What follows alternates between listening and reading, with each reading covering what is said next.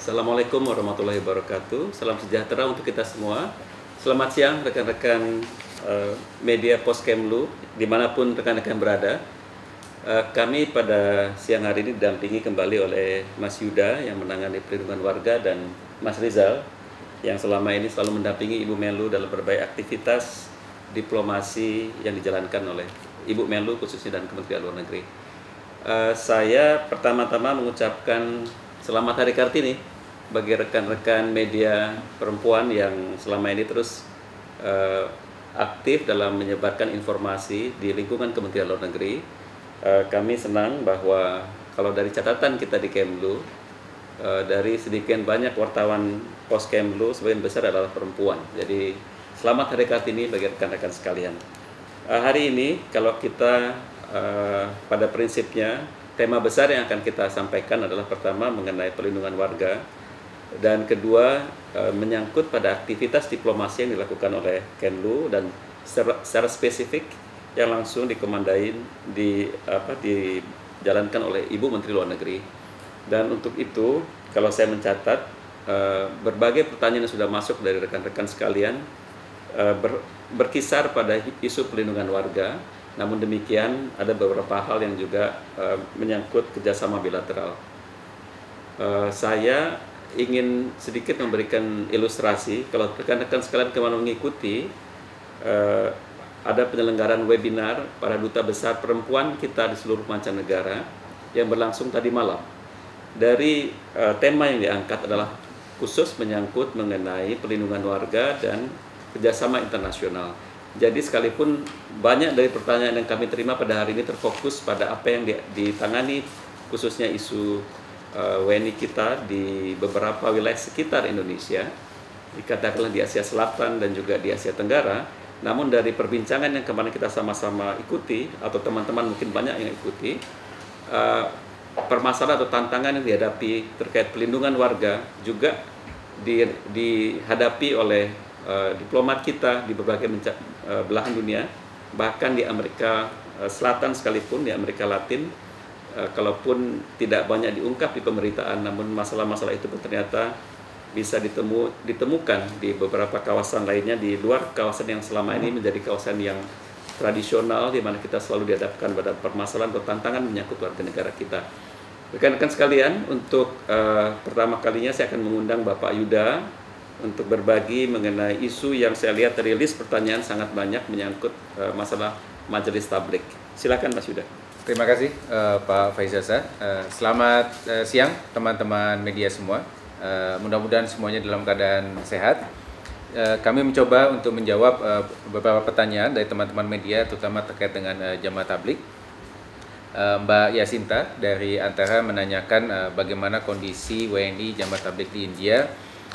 Ada kabar sedang ada konflik antara kelompok Hindu dan kelompok Muslim di sana dan apakah WNI kita terdampak.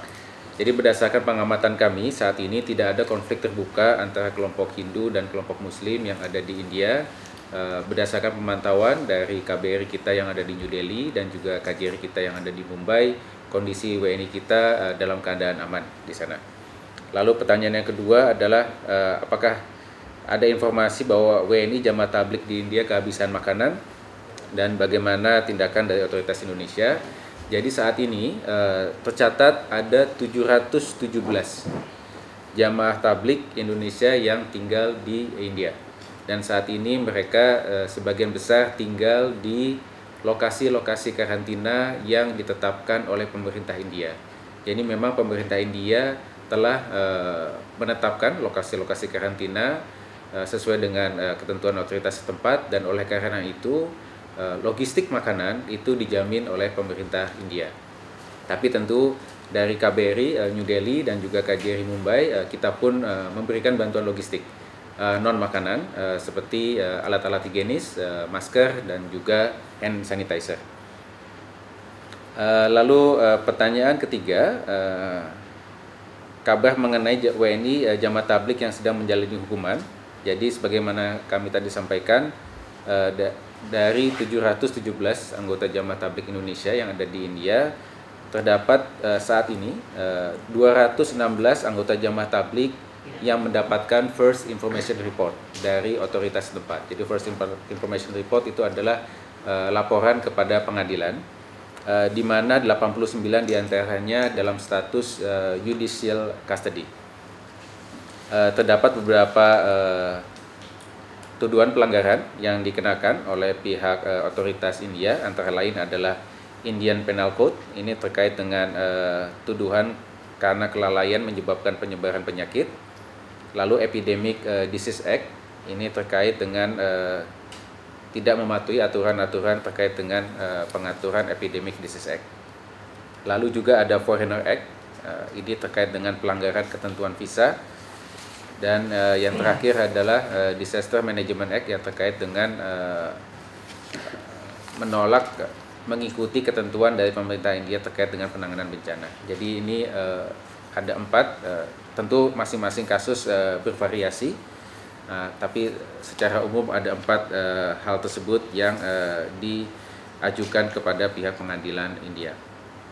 Nah, sampai saat ini pihak KBRI dan juga KJRI Mumbai telah mengajukan consular notification dan juga consular access kepada pemerintah India, dan kita juga telah meminta kepada pengacara untuk melakukan pendampingan hukum untuk menjamin terpenuhinya hak-hak warga negara kita dalam sistem peradilan setempat.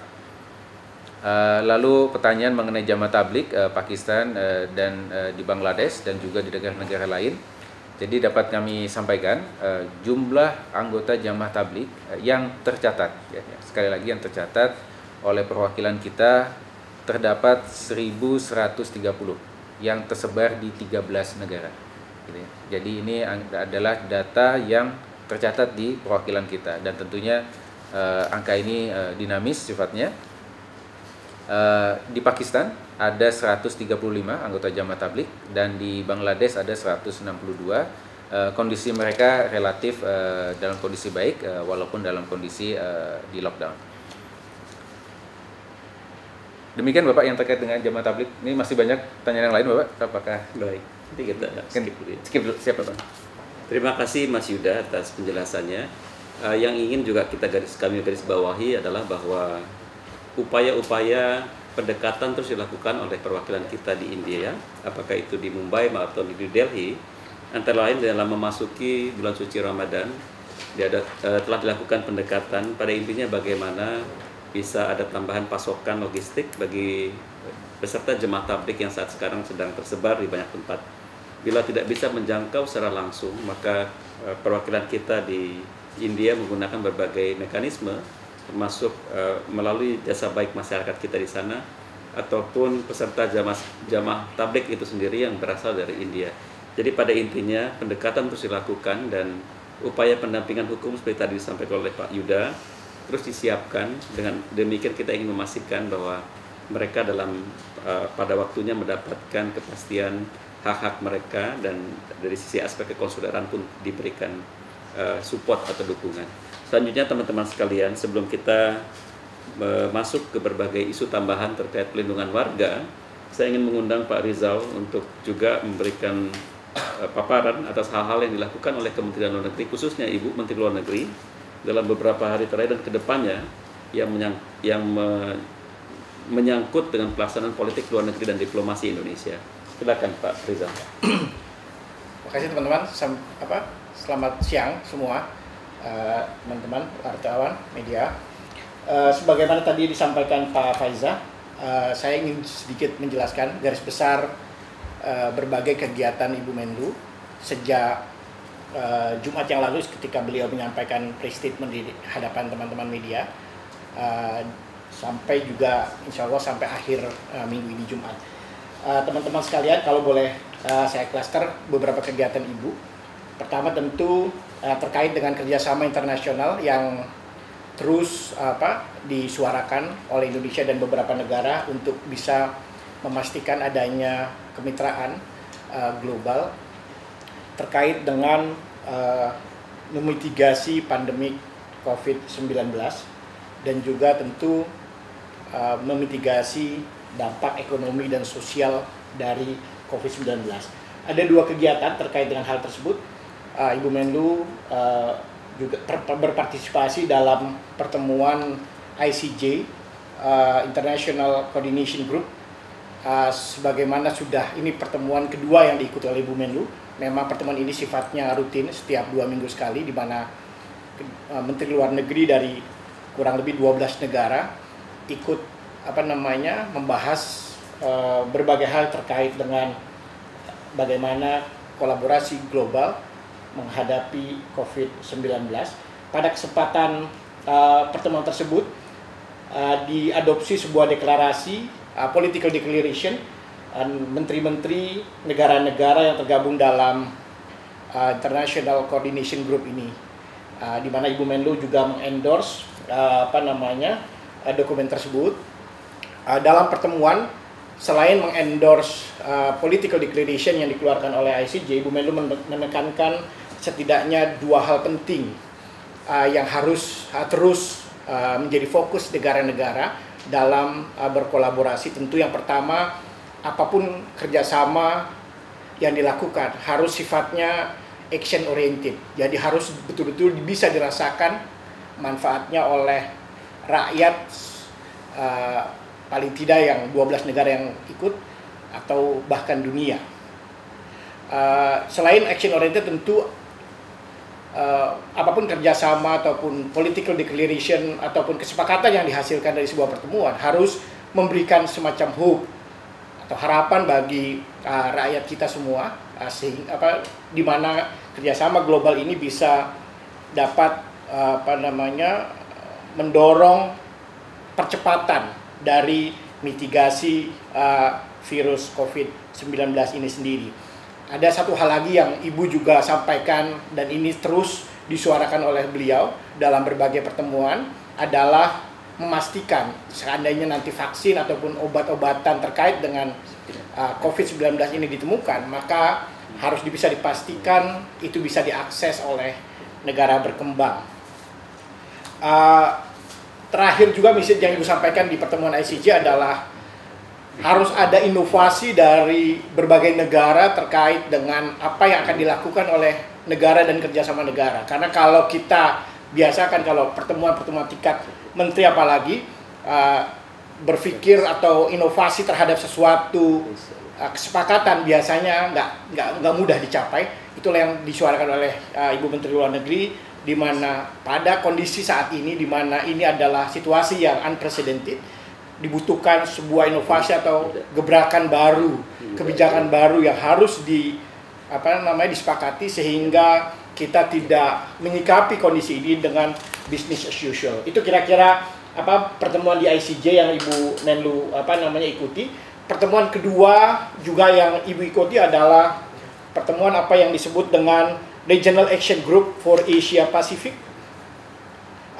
Ini adalah pertemuan yang digagas oleh World Economic Forum, di mana pertemuan World Economic Forum khususnya Asia Pasifik membuat semacam grup yang terdiri dari pemerintah, bisnis, sektor swasta dan akademisi untuk juga membahas, mengikuti dari dekat bagaimana kolaborasi di antara 3 pihak ini, baik pemerintah, sektor swasta maupun akademisi, untuk bisa bekerjasama memitigasi dampak dari COVID-19. 4 hal yang Ibu sampaikan pada kesempatan pertemuan ini. Yang pertama tentu beliau sampaikan, karena kebetulan hari Kartini pas kemarin tanggal 21 April, maka beliau tegaskan pentingnya peran wanita dalam proses memitigasi fenomena COVID-19 ini, termasuk bagaimana swasta bisa memberdayakan perempuan dan kaum pebisnis perempuan dalam ikut serta berkontribusi dalam memitigasi COVID-19.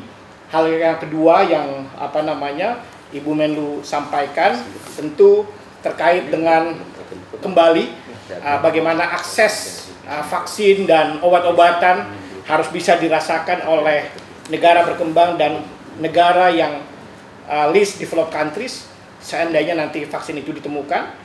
Tentu yang ketiga beliau sampaikan mengenai observasi beliau mengenai dunia pasca COVID. Jadi tentu dengan adanya COVID ini dan berbagai fenomena yang kita lihat, dunia akan berubah termasuk tatanan global. Oleh karenanya beliau ingatkan kita harus bersiap diri melihat bagaimana dunia pasca COVID, dan selanjutnya hal penting yang juga Ibu Menlu sampaikan adalah bagaimana membuat semacam apa yang disebut dengan kolaboratif platform antara pemerintah dan swasta, public and private partnership, untuk bisa memitigasi dua hal, baik mitigasi COVID-nya maupun memitigasi dampak ekonominya. Ibu Menlu ingatkan kepada forum ini sesungguhnya pada tahun 2011 forum yang sama sudah meluncurkan apa yang disebut dengan WRF, Disaster Resources Partnership Initiative tahun 2011 di Jakarta, bagaimana mengumpulkan expertise baik sektor swasta maupun pemerintah untuk menangani bencana alam atau disaster. Hal yang sama juga Ibu Menlu sampaikan untuk bisa direplikasi untuk bagaimana sektor swasta maupun pemerintah dapat bekerja sama mengadres isu COVID-19 ini sendiri. Itu kira-kira kerjasama internasional yang Ibu Menlu lakukan dari sejak Jumat yang lalu hingga hari ini. Beliau juga berkomunikasi telepon tentu dengan pasti dengan Menlu Malaysia dan Menlu India karena ini terkait dengan perlindungan warga. Beliau juga terus berkoordinasi dengan seluruh perwakilan yang terkait khusus penanganan mengenai perlindungan WNI, dan klaster terakhir tentu Ibu Menlu sebagai bagian dari gugus tugas. Beliau ikut dalam beberapa sidang kabinet yang dipimpin langsung oleh Bapak Presiden terkait dengan bagaimana memastikan gugus tugas, laporan mingguan gugus tugas, yang dimana Ibu Menlu pada kesempatan tersebut selalu memberikan gambaran bagaimana tren global di dunia dalam seminggu terakhir, bagaimana virus COVID-19 ini terjadi di berbagai belahan dunia, bagaimana geopolitik dari isu COVID-19 ini itu diberikan gambaran oleh Bu Menlu pada kesempatan sidang kabinet gugus tugas. Selain tentu isu-isu lain yang membutuhkan arahan Bapak Presiden. Itu saja mungkin Pak Faizal dan Pak Yuda yang bisa saya sampaikan kira-kira kegiatan Ibu Menlu selama ini. Oh, satu lagi Pak, mungkin besok Kamis Bu Menlu akan berpartisipasi dalam ASEAN US Ministerial Meeting, di mana Menteri-Menteri Luar Negeri dan Menlu AS Mike Pompeo akan bertemu tentu virtual jam pagi hari jam 8 sampai jam 10 untuk membahas khusus mengenai bagaimana kerjasama kemitraan ASEAN dan Amerika untuk mengatasi virus COVID-19 ini. Demikian Pak Faizal, terima kasih. Terima kasih Mas Rizal. Seperti yang kita sudah dengarkan sama-sama, apa yang disampaikan oleh Pak Rizal adalah bahwa pada intinya diplomasi terus bergulir, diplomasi terus mencarikan satu solusi bersama atas tantangan yang sedang kita hadapi. Teman-teman, tadi ada satu pertanyaan sebenarnya yang juga bisa dijawab oleh Pak Rizal ini mengenai pembicaraan telepon antara Ibu Menlu dengan Menlu Australia. Ada pertanyaan dari Ibu Natalia ya. Mungkin sekalian dijawab saja Pak Rizal. Baik, makasih Pak Faizal. Terkait dengan komunikasi kedua Menteri Luar Negeri ini, Indonesia dan Australia, tentu karena hubungan beliau sangat personal, komunikasi terus beliau jalin, tapi terus terang tidak ada satu komunikasi formal yang beliau lakukan. Yang sifatnya memang kalau ada permintaan formal, komunikasi tentu kami akan mendampingi, tapi kalau komunikasi yang sifatnya informal antara kedua Menlu melalui teks keduanya, itu tentu terus berjalan, khususnya berkoordinasi pasti terkait dengan dua hal, bagaimana mengkonsolidasi kerjasama internasional khususnya di Asia Pasifik, bagaimana memanage dari penyebaran COVID-19 ini. Yang kedua tentu terkait dengan perlindungan warga negara. Itu yang bisa saya sampaikan Pak Faizal. Terima kasih. Teman-teman sekalian, kita sekarang memasuki satu era yang unik bagi kita para pelaku diplomasi, di mana diplomasi sekarang tidak lagi harus bertemu secara fisik, namun banyak hal bisa diselesaikan melalui modalitas video conference.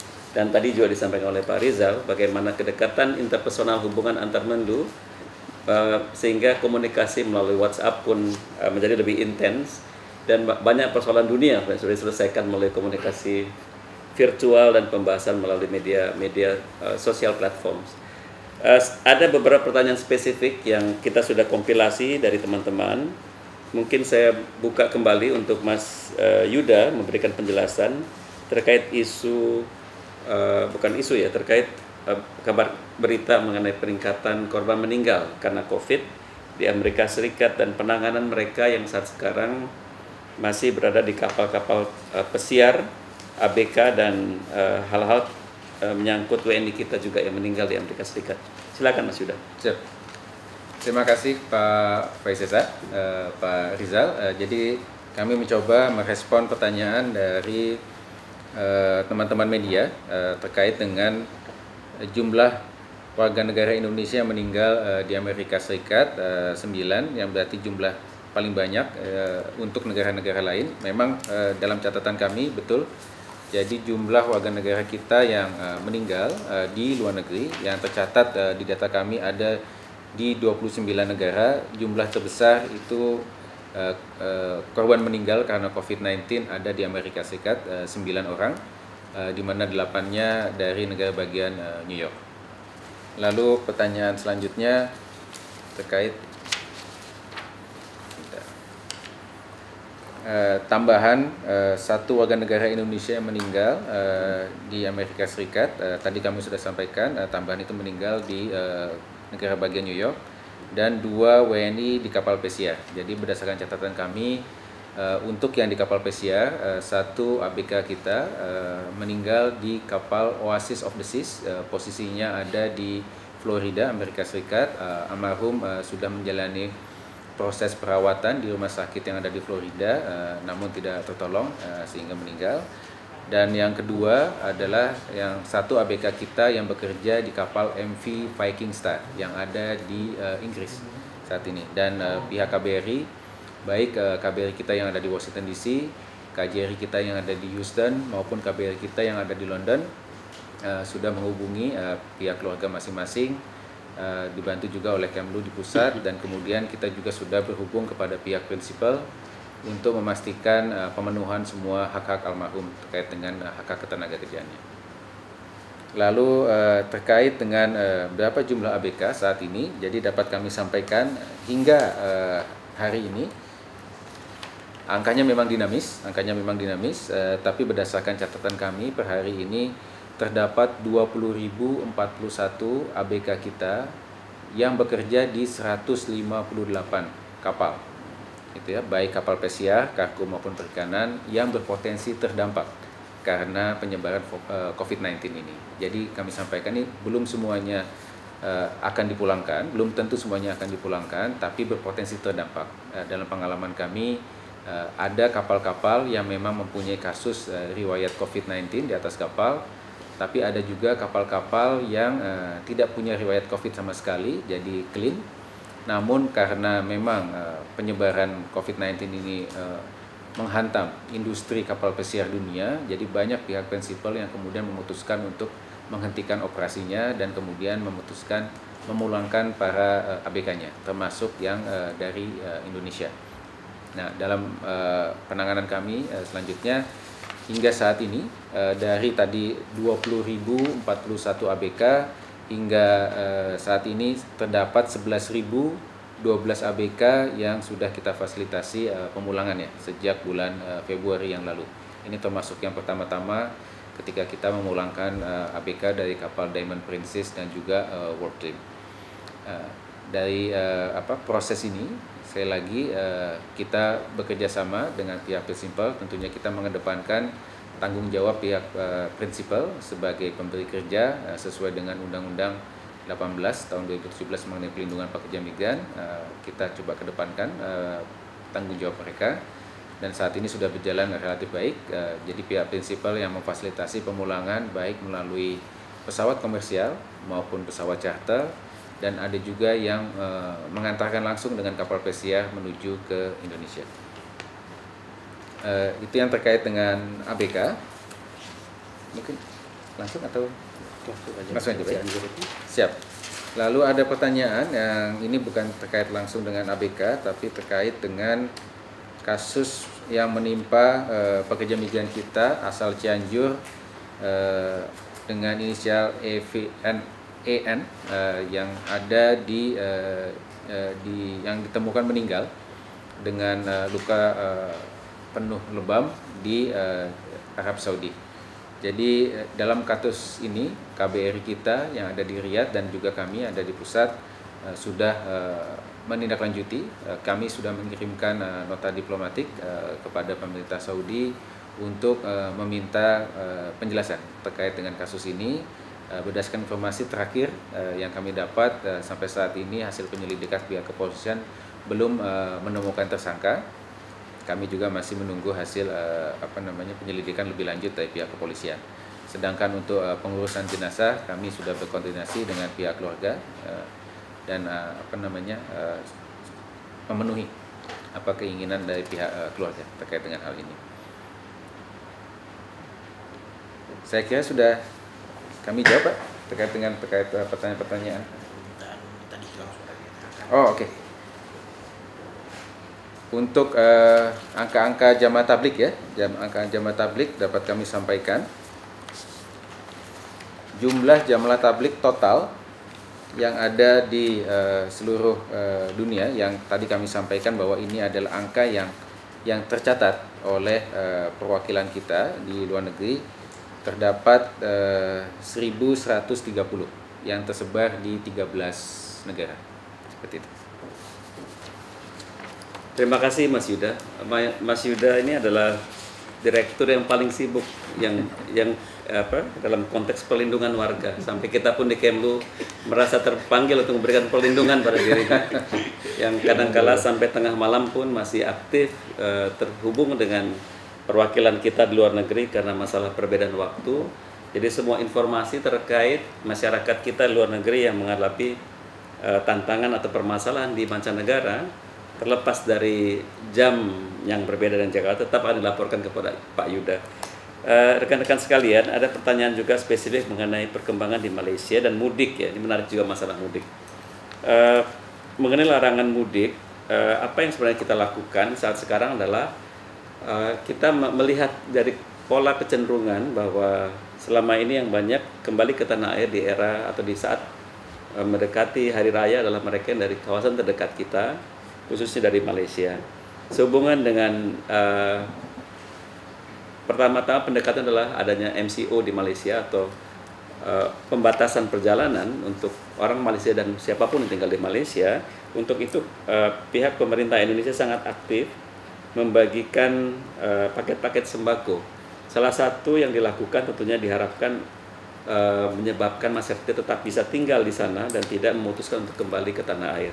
Jadi kalau kita melihat dari laporan disampaikan oleh perwakilan kita di Malaysia, sampai kemarin tanggal 21 April telah dibagikan sebanyak 113.385 paket bantuan atau kurang lebihnya dengan jumlah yang kurang lebih sama jumlah masyarakat yang terjangkau oleh bantuan tersebut.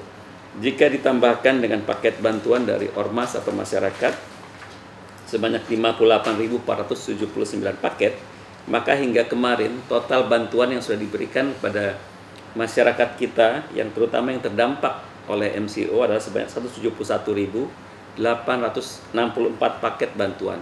Paket bantuan ini diharapkan bisa juga memberikan kebutuhan mendasar sampai memasuki bulan Ramadan untuk kurang lebihnya 2 minggu ke depan.